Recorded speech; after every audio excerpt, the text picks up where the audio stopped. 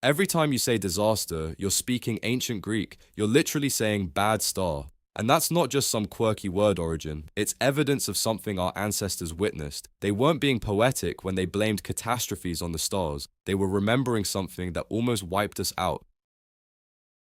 Why would ancient peoples, separated by thousands of miles and centuries, all independently decide that disasters come from above?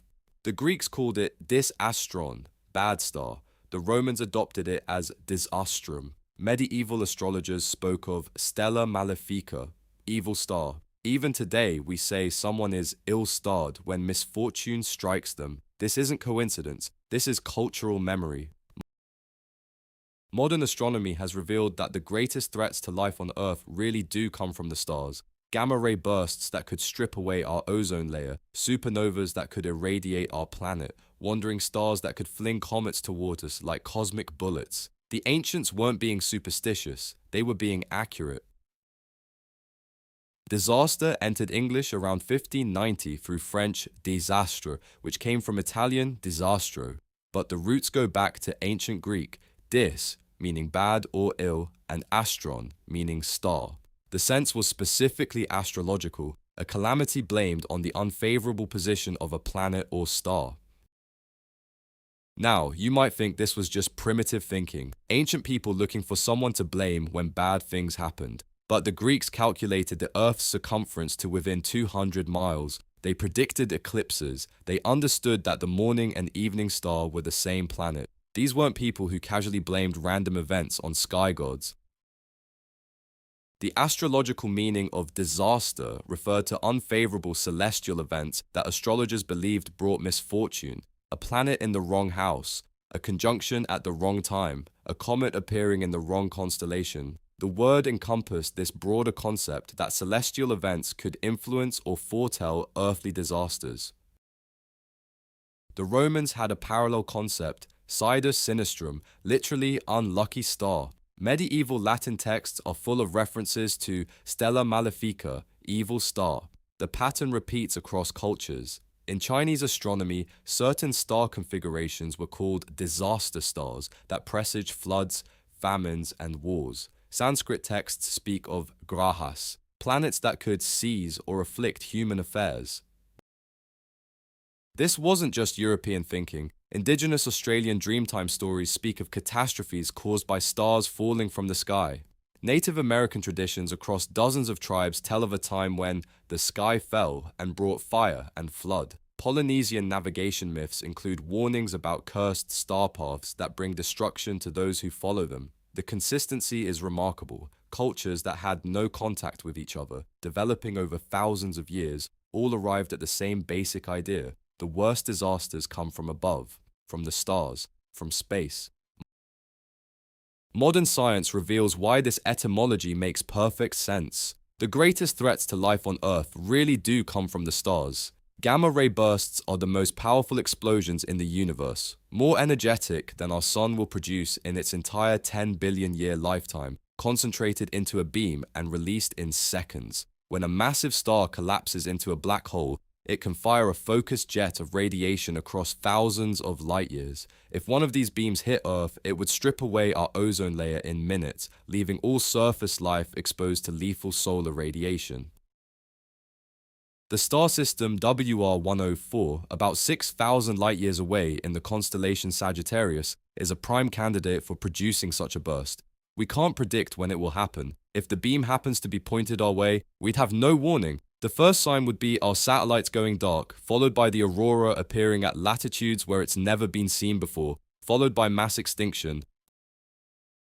Then there are supernovas. When a star at least 8 times the mass of our sun runs out of fuel, it explodes with the force of 10 billion atomic bombs per second, for months. A supernova within 50 light-years of Earth would bombard us with enough radiation to destroy the ozone layer and trigger a global ice age. The good news? There are no supernova candidates that close to us. The bad news? Stars move, and we can't predict where they'll be in a million years. Betelgeuse, the red giant in Orion's shoulder, is a perfect example. It's about 500 light-years away, safely distant, but it's also a massive star nearing the end of its life. When it goes supernova, it will be visible during the day for weeks. Ancient astronomers would have called this the ultimate bad star. Comets present another connection between etymology and astronomy. The word disaster specifically referred to unfavorable star positions, and comets were considered the most ominous celestial visitors. They appeared without warning, moved across the sky in ways that violated the cosmic order, and often coincided with plagues, famines, and wars. Modern impact astronomy has revealed why our ancestors feared comets. The Chicxulub impactor that ended the dinosaurs was likely an asteroid. The Tunguska event of 1908, which flattened 800 square miles of Siberian forest, was probably a comet fragment. The Younger Dryas impact hypothesis suggests that a fragmented comet struck North America 12,900 years ago, triggering a global climate catastrophe that lasted over 1,000 years.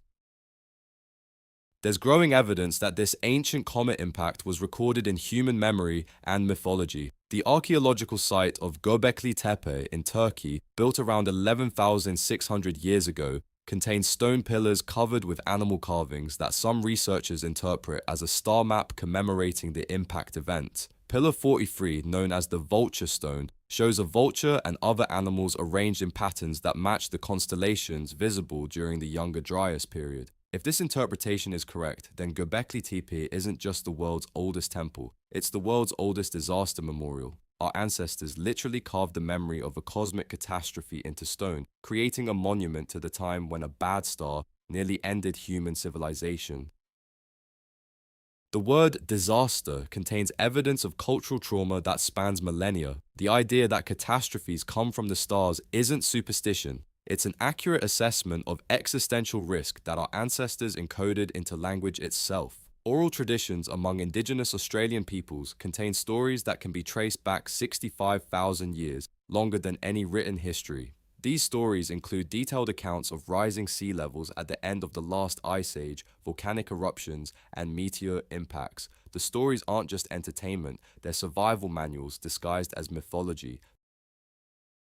The same pattern appears worldwide. The Epic of Gilgamesh describes a global flood that modern geology links to the rapid melting of ice dams at the end of the last ice age. Hindu texts describe cosmic cycles of destruction and renewal that mirror what we now know about mass extinction events. Norse mythology speaks of Ragnarok, when the stars will fall from the sky and the world will burn. A remarkably accurate description of what would happen during a major impact event. Our ancestors weren't primitive, they were survivors of multiple cosmic catastrophes, and they developed sophisticated methods for preserving crucial information across generations.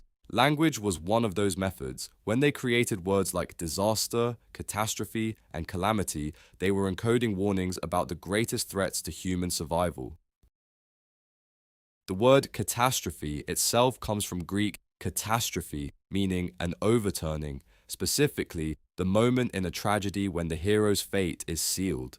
But the original meaning was more literal, a sudden reversal of fortune caused by forces beyond human control, the kind of reversal that happens when a comet hits your planet. Even the word influence has cosmic origins. It comes from medieval Latin influentia, meaning a flowing in, specifically the flowing in of celestial power that was believed to affect earthly events. We still say people are under a lucky star or born under a bad sign. We talk about stellar performances and lunar behavior. The language of disaster is everywhere in our vocabulary, hiding in plain sight. This linguistic archaeology shows that we've never really stopped believing that disasters come from the stars. We just changed the terminology. Instead of bad stars, we talk about asteroid threats and solar flares. Instead of unlucky constellations, we worry about gamma ray bursts and coronal mass ejections. The science is more sophisticated, but the fundamental insight remains the same. The cosmos is not our friend. NASA's Planetary Defense Coordination Office exists specifically to track potentially hazardous asteroids, objects that could cause regional or global catastrophes. The European Space Agency's Space Situational Awareness Program monitors space weather that could disrupt satellites and power grids. These are modern versions of ancient star watching, updated with telescopes and computer models instead of astrolabes and star charts. The difference is that we now know the threat is real. In 2013, the Chelyabinsk meteor exploded over Russia with the force of 30 atomic bombs, injuring over 1,600 people and damaging thousands of buildings. It was a small asteroid, maybe 60 feet across, that nobody saw coming until it lit up the sky. If it had been 10 times larger, it would have destroyed a city. 100 times larger? Global catastrophe. So the next time you hear the word disaster, remember what you're really saying. You're speaking the language of survivors, people who lived through cosmic catastrophes and found ways to warn their descendants. The etymology isn't just interesting, it's essential, because the threats our ancestors feared are still out there, moving through the darkness between stars, following orbital paths that could intersect with Earth at any moment. We like to think we've outgrown superstition, that we've replaced mythology with science. But maybe the real wisdom lies in understanding that our ancestors weren't wrong. They were just using different words for the same truth. The universe is vast and violent, and sometimes, very rarely, that violence reaches down and touches our small blue world. When it does, we call it disaster, bad star. The ancient words for an ancient fear that remains as relevant today as it was 12,000 years ago.